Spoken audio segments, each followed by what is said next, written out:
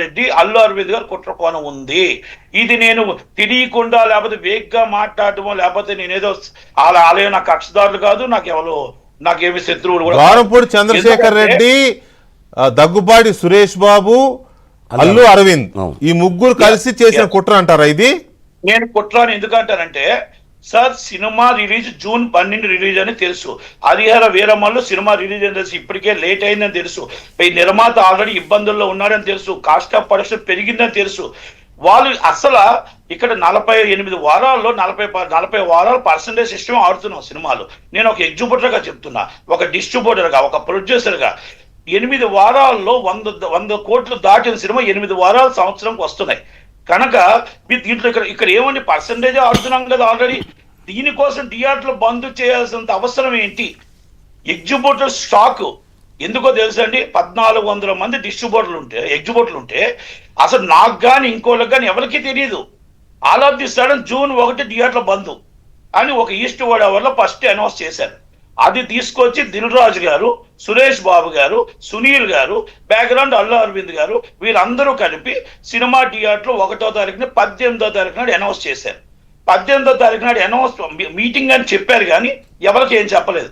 14వ తారీఖు EC meeting జరిగింది. నేను ప్రొడ్యూసర్ కౌన్సిల్ జాయింట్ సెక్రటరీగా మా ఈసీ మీటింగ్లో మేమేమనుకున్నాం అంటే వాళ్ళు ఏం మాట్లాడతారో కూర్చుందాం, వాళ్ళు మాట్లాడి ఏదుందో దాన్ని మాట్లాడుకుని చేద్దాం అని అనుకున్నాం. కానీ 18వ తారీఖు మీటింగ్లో ఛాంబర్లో ఇదే దామోదర్ ప్రసాద్, ఇదే భరతభూషణ్ గారు, ఇదే దిల్ రాజు గారు, సురేష్ బాబు గారు, ఇదే సునీల్ గారు అందరూ కూర్చొని 1వ తారీఖు థియేటర్లు బంద్ అన్నారు.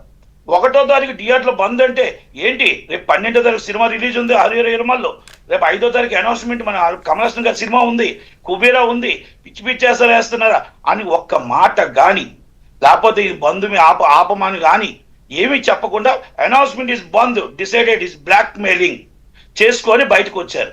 బయటకు వచ్చినప్పుడు ఒక్కరైనా ఖండించాలి కదా. పోనీ ఇప్పుడు దామోదర్ ప్రసాద్ ఇందాక మాట్లాడాడు, మాకు ఎవరి సందర్భం అవసరం లేదు, మా ప్రెసిడెంటే, ఎస్ మా ప్రెసిడెంటే, నేను జాయింట్ సెక్రటరీ, మాకు ఎవరి సహాయం అవసరం లేదు. కానీ ఒకటి మాత్రం చెప్తున్నా, ఆయన దుర్గేష్ గారు సినీ ఆటోగ్రఫీ మినిస్టర్, ఆయన వన్ ఆఫ్ ది భాగం ఇండస్ట్రీ. ఆయన పవన్ కళ్యాణ్ గారు వన్ ఆఫ్ ది భాగం బిగ్ హీరో. అందరూ ఇక్కడ బయట వాళ్ళు ఎవరు లేరు. ఒకటి మీరు దాంట్లో అంత మాట్లాడారు కదా, మీరు 18వ తారీఖు నాడు మీటింగ్లో థియేటర్ బంధు అని మీ దగ్గర మీరు ఖండించారా? మరి మీరు అబ్జెక్షన్ చేశారా? మళ్ళీ మీటింగ్ పెట్టారు.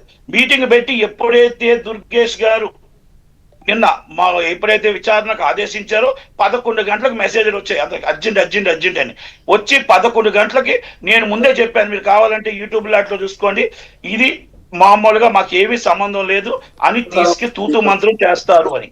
అంటే వీళ్ళు కావాలని ఒక కుట్ర. ఈ కుట్ర ఏంటో తెలుసా అండి? హరిహర వీరమల్లు డిస్ట్రిబ్యూషన్ గొడవ. అంటే థియేటర్లు మా చేతుల్లో ఉన్నాయి. ఇది డిస్ట్రిబ్యూషన్ అనేది మైత్రి మూవీస్ అనేది టాప్ లెవెల్లోకి వెళ్తుంది, సితారా అనేది ఒక టాప్ లెవెల్లోకి వెళ్తుంది. అంటే వాళ్ళు ఇప్పుడు సినిమాలు అనేది పెద్ద సినిమాలు వాళ్ళు చేస్తున్నారు. ఇప్పుడు దిల్ రాజు అవ్వచ్చు, సురేష్ బాబు గారు అవ్వచ్చు, అరవింద్ గారు అవ్వచ్చు, వాళ్ళు థియేటర్లు వాళ్ళ చేతుల్లో ఉన్నాయి. 1400 థియేటర్లు 1300 చేతుల్లో ఉన్నాయి. వాళ్ళు ఏంటంటే ఇప్పుడు డిస్ట్రిబ్యూషన్ కోసం అవతల కాసి అక్కడ బడ్జెట్ హెవీ అయ్యింది. ఆ డిస్ట్రిబ్యూషన్ కోసం మాకు తెలిసిన ఇండస్ట్రీ బాగోట్ ఏంటంటే ఆ డిస్ట్రిబ్యూషన్ హరిహర వీరమల్లు తగ్గించి తీసుకోవడం కోసం ఇది డ్రామా ఆడారు అనేది. ఇది మైత్రి వాళ్ళు ఏంటంటే పవన్ కళ్యాణ్ గారు పాప మా సినిమాని నష్టమైన ఆ నిర్మాతకి ఇబ్బంది కలగకూడదని, ఆ సినిమాని ఎలా బయట వేయాలి, బడ్జెట్ ఎక్కువ పెరిగిందని ఒక ఆలోచనతో ఆయన పాపం మైత్రి వాళ్ళకో లేకపోతే సితార వాళ్ళకి ఏదో మాట్లాడి పాపం ఏదో హెల్ప్ చేయమని ఆయన అడుగుతున్న మాటలో ఇది వాస్తవం. కానీ ఇక్కడ గేమ్ ఆడారు. ఈ గేమ్ ఆడి సినిమాని మొత్తం టోటల్ గా థియేటర్లు మా చేతుల్లో ఉన్నాయి, మేము బయట వాళ్ళకి ఇస్తే సినిమా ఇవ్వం అని ఇండైరెక్ట్ గా బ్లాక్ మెయిలింగ్ చేయాలని ప్రయత్నం చేశారు. రైట్ నటకుమార్ గారు, అంటే ఏదో ఒక రకంగా వాళ్ళు అనుకున్న రేటుకి హరిహర వీరమల్లు డిస్ట్రిబ్యూషన్ కొట్టేయడం కోసం, మైత్రి మూవీ మేకర్స్ని బ్లాక్మెయిల్ చేయడం కోసం ఈ థియేటర్స్ బంద్ అనే ఒక దాని వీళ్ళదే లీజ్ దాని నలుగురు చేతిలోనే 1300 థియేటర్లు ఉన్నాయి కాబట్టి దాన్ని అడ్డం పెట్టుకొని ఈ స్కెచ్ చేశారనేది మీరు చెప్తున్న ఒక కాన్స్పిరసీ యాంగిల్. 100%